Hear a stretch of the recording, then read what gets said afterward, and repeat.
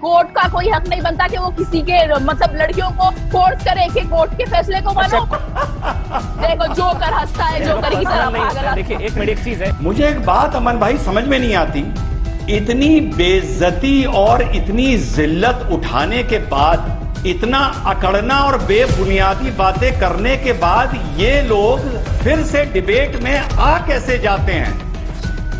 या तो ये लोग बहुत बेहद बेशरम हैं, या इन लोगों को यही नहीं पता कि बेइज्जती होती क्या है। जय हिंद दोस्तों, आज का जो वीडियो है वो मैं लेके आया हूं आपके लिए हिजाब बैन को लेकर। अभी सऊदी अरब ने भी अपने देश में हिजाब को जो है वो बैन कर दिया है और आप जो स्कूल हैं, इंस्टीट्यूशंस हैं, उसमें आप हिजाब पहनकर नहीं जा सकते हैं। अब उन लोगों के मुंह पर एक तरह से एक तमाचा भी लगा है जो ये समझते हैं कि भारत जो है वो मुसलमानों को रोक रहा है, मुसलमानों का विरोध कर रहा है और स्कूलों में हिजाब को जो है वो सिर्फ हिंदुइज्म की जो आइडियोलॉजी है वही रोक रही है।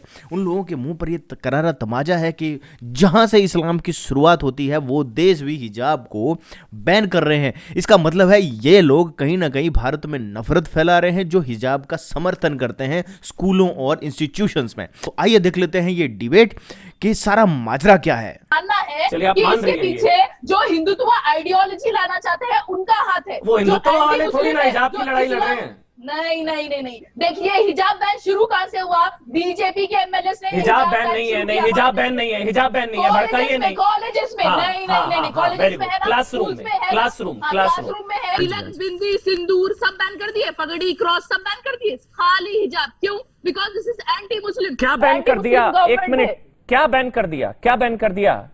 हिजाब क्लासरूम में बैन किया। पगड़ी जो है वो रिलीजन का एसेंशियल प्रैक्टिस है।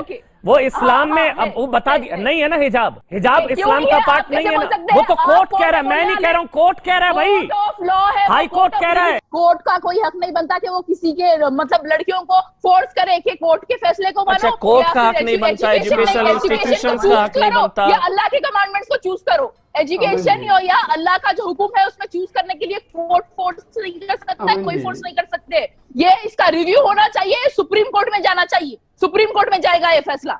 मुझे एक बात अमन भाई समझ में नहीं आती, इतनी बेइज्जती और इतनी जिल्लत उठाने के बाद, इतना अकड़ना और बेबुनियादी बातें करने के बाद ये लोग हाई कोर्ट में मुंह की खाकर फिर से डिबेट में आ कैसे जाते हैं?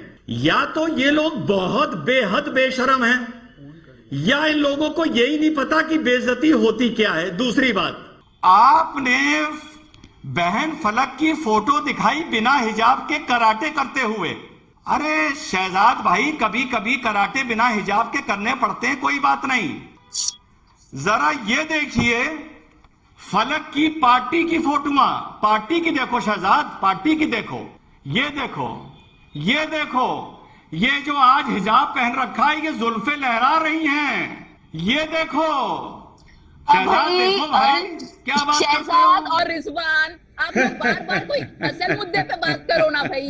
मैं बहुत बार जो बोल चुकी हूँ नेशनल मीडिया पे, मैं पहले हिजाब नहीं करती थी, अब करती हूँ। आप हंस लो, रावण दिख रहे हो, आप जोकर दिख रहे हो, जोकर जोकर। मैं पहले नहीं पहनती थी, अब पहनती हूँ। मैंने कराटे नहीं छोड़ा, मैं आगे भी देश को रिप्रेजेंट करूंगी, देश के लिए जीतूंगी, पूरी कोशिश करूंगी जीतने के लिए। और हिजाब पहन के मैं हिजाब पहन के लड़ूंगी, हिजाब पहन के लड़ूंगी। अभी फलक ने एक बहुत अच्छी बात बोली, उसने कहा कि भाई तब मैं नहीं पहनती थी, अब मैं पहनती हूँ, तब मैं मुझ पर हिदायत नहीं थी, अब हिदायत है। बहुत अच्छी बात है, बहुत अच्छी बात है। लेकिन अमन भाई, हम लोग अपनी पुरानी गलतियों को भूलते रहते हैं, उनको खत्म करते रहते हैं। अब पलक बहन हम सबसे वादा करेंगी कि अब वो अपनी इंस्टाग्राम से जितनी भी फोटोआं बिना हिजाब के हैं उन सबको आज शाम तक वो डिलीट कर देंगी। पलक डिलीट वो करोगी? कौन होते हो बोलने वाले? मैं करूंगी नहीं करूंगी, डिलीट करोगी? Who the hell are you? आप कौन होते हो बोलने वाले? फ्रीडम ऑफ चॉइस आपको समझ नहीं आ रहा? खाना नहीं खाते हो, घास खाते हो क्या? अकल नहीं है, समझ नहीं आता। देखो जोकर हंसता है जोकर की तरह पागल। देखिए एक मिनट, एक चीज है, एक सऊदी अरब ने हिजाब के ऊपर जो है वो बैन लगा दिया है और ये लोग इतना समर्थन करते हैं हिजाब का, टीवी पर आकर लोगों को बोलते हैं कि ये हमारे जो है धर्म का एक बहुत ही एसेंशियल पार्ट है, जबकि ये इनके दीन की किताब में कहीं भी ऐसी चीजें नहीं लिखी हुई हैं। अब ये उसका समर्थन भी करते हैं। मैंने कुछ टाइम पहले आपको एक वीडियो दिखाया था जिसमें जो ये वेदों से कोट करते हैं कि वेदों में भी हिजाब लिखा है। जब मैंने खुद जाकर उसको सर्च किया ऋग्वेद के 8वें मंडल के 33वें सूक्त में और 19वें श्लोक में, वहाँ पर मुझे कहीं भी हिंदू धर्म में, सनातन धर्म में कहीं भी हिजाब नहीं मिला। जो 19th श्लोक था वो किसी और रेफरेंस को लेकर था, वो किसी और चीज को लेकर था। स्त्री ही ब्रह्मा विभु विदा, उसमें एक मंत्र आता है, एक संस्कृत का वर्ड आता है, स्त्री ही ब्रह्मा विभु विदा। इसका मतलब है पुरुषों को यह बताया जा रहा है कि आप चाहे कितनी मेहनत करते हो, आप चाहे घर के बाहर भी जाते हो अगर, और आपको लगता है कि आप जो है वो ज़्यादा काम कर रहे हो, आप जो है वो घर के लिए ज़्यादा कंट्रीब्यूट कर रहे हो, इसका ये मतलब नहीं है कि जो घर में बैठी हुई स्त्रियां हैं वो आपसे कहीं कम है। आप उनकी रिस्पेक्ट कीजिए।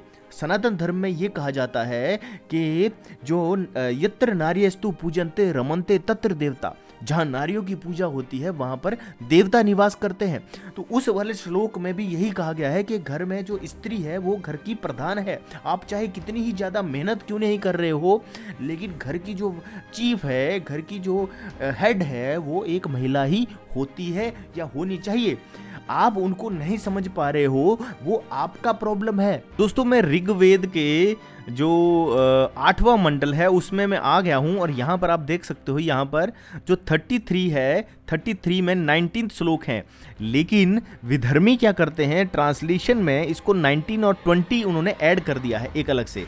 तो ये वो ऋग्वेद के 8वें मंडल का 33वें सूक्त का 19वां मंत्र है। इसमें 19 ही मंत्र हैं, इसमें 20 मंत्र नहीं हैं। और 19वें मंत्र क्या कहता है कि अध पश्यस्य मोप्री संतरः पादको हर माते कशपल्को दृश्य स्त्री ही ब्रह्मा विभु विदा। जो मैं आपको कह रहा था कि इसमें लिखा हुआ है दृश्य स्त्री ही ब्रह्मा विभु विदा। अब मैं आपको इसमें तुलसी राम जी का जो इंग्लिश ट्रांसलेशन है वो बताता हूँ, जो आपके बिल्कुल सामने है, जो इसको कोट करके ये विधर्मी कहते हैं कि तुम्हारे वेदों में घूंघट प्रथा लिखी हुई है। अब आप भी मेरे को बताइए कि ऊपर ये मंत्र है और नीचे इसका ट्रांसलेशन है। मैं इंग्लिश में आपको बता देता हूँ। इसमें लिखा है कि O man O women keep your eyes down on the earth, अपनी जो आंखें हैं वो जमीन पे रखो। और ये खाली महिलाओं को नहीं कहा गया है, ये दोनों को कहा गया है। आप देखिए स्टार्टिंग में लिखा हुआ O man O women, not up in the sky, आसमान की तरफ मत देख के चलो। इसमें ये बोला गया है, इंस्ट्रक्शंस दी गई है कि आपको हवा में नहीं उड़ना है, आपको जमीन पर देख के चलना है। Walk on your both the feet together, अपने जो पैरों पर एक साथ चलो। इसका ये मतलब है कि जैसे एक रथ के दोनों घोड़े, जो चैरियट है उसके घोड़े और दोनों पहिए एक साथ चलते हैं, वैसे ही आपको चलना है। Let your lower feet not be beard and expose, जो अपनी चाल है, अपने कदम है, उसको आपको एक्सपोज नहीं करना है। Let the women be the highest priest in the home यज्ञ, लेट द वुमेन जो है उनको घर की जो चीफ है वही बने रहने दीजिए, उनको वो बनाइए। ये यहाँ पर लिखा हुआ है। द लास्ट 3 मंत्र describe the home state of the social order, यहाँ पर होम स्टेट बताई गई है कि किस तरह से हमें स्त्रियों को जो घर की प्रधान बनाना चाहिए। The husband and the wife together run the home, husband और वाइफ दोनों ही घर को समान रूप से चलाते हैं। Husband is or may be the greater burden or barrier, still the wife is the chief home minister and the husband out to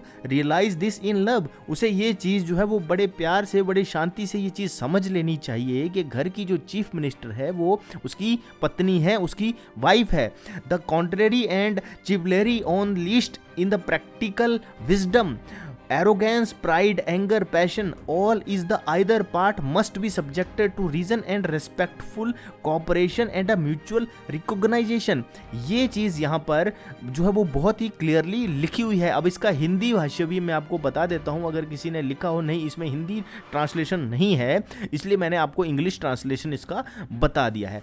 तो ये सारी बात है दोस्तों, इसी को कोड करते हैं, इसी मंत्र, इसी श्लोक को कोट कर करके ये कहते हैं कि सनातन धर्म में भी जो घूंघट प्रथा है, मैंने आपको दिखा दिया दूध का दूध और पानी का पानी। तो मुझे ये समझ में नहीं आता है कि ना जाने क्यों महिलाओं को इस्लाम में पर्दे और बुर्के के पीछे रखना चाहते हैं ये लोग। इन्होंने हिंदुस्तान के ऊपर इतने अत्याचार किए हैं कि आज भी अगर आप नॉर्थ इंडिया में देखोगे तो आपको वहाँ पर घूंघट प्रथा दिखेगी, हरियाणा और राजस्थान में ज़्यादातर। लेकिन अगर आप पूर्वोत्तर राज्यों में जाओगे तो आपको वहां पर ये चीज नहीं दिखेगी। साउथ में अगर आप जाओगे या मध्य प्रदेश या महाराष्ट्र में आप जाओगे तो वहां पर आपको ये घूंघट नहीं दिखता है। ये नॉर्थ में इसलिए दिखता है क्योंकि नॉर्थ से ही जो ये आक्रांता थे वो हिंदुस्तान पे हमला करते थे और वहां से ही ये सारी चीजें जो उन्होंने थोपी हैं। अकबर के कान में दीन इलाही चला था और उसमें जितने भी हिंदू थे उनको कन्वर्ट किया गया था और उनको ये बोला गया था और वहां से कन्वर्जन की उन्होंने शुरुआत करी थी काफी, कि अगर आप ये नहीं करोगे तो आपको मार दिया जाएगा। हिंदू समाज ऐसा है कि हिंदू समाज हर किसी के प्रभाव में जल्दी आ जाता है। आज भी आप देखोगे कि हिंदू जो है वो जिंगल बैल करते फिर रहे हैं। इनको यही नहीं पता कि जिंगल बैल क्या होता है। आपको अपनी हनुमान चालीसा पढ़नी चाहिए, आपको अपनी भगवत गीता पढ़नी चाहिए, आपको दुर्गा चालीसा पढ़नी चाहिए। लोगों को दुर्गा चालीसा और हनुमान चालीसा नहीं आती है, लेकिन वो लोग अपने बच्चों को जिंगल बैल सिखा रहे हैं। ये हमारी भारतीय संस्कृति का कहीं ना कहीं हास है दोस्तों। ये दोस्तों वीडियो था छोटा सा, उम्मीद करता हूं आपको ये वीडियो अच्छा लगा होगा। वीडियो अगर अच्छा लगा है तो वीडियो को शेयर जरूर कीजिए, लाइक जरूर कीजिए। ऐसे ही वीडियो चैनल पर लेके आता रहूंगा। मिलूंगा नेक्स्ट वीडियो में, तब तक दोस्तों जय हिंद, वंदे मातरम।